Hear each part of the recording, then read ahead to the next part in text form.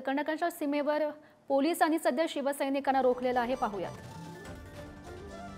पोलिसांनी ताब्यात घेतलेल्या आणि त्या सर्वांनाच आता पोलीस जे आहेत ते खरं तर ताब्यात घेताना पाहायला मिळते। आपण ही सगळी दृश्य पाहतोय। मोठ्या प्रमाणात मागील काही वेळापासून या ठिकाणी शिवसैनिकांना कर्नाटक पोलिसांनी रोखलं होतं, मात्र कर्नाटक पोलिसांनी रोखल्यानंतर या सर्वच शिवसैनिकांनी आता कर्नाटकातून येणारी वाहतूक रोखण्याचा प्रयत्न केला। मात्र या प्रयत्न असताना महाराष्ट्र पोलिसांनी मात्र या सगळ्यांना आता ताब्यात घेतलेलं आहे।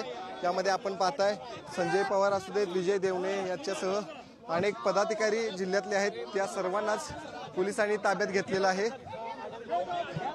खरं तर त्यांच्याच प्रतिक्रिया घेण्याचा या ठिकाणी प्रयत्न करूया। मात्र सध्या आपण ही सगळी दृश्य पाहतो।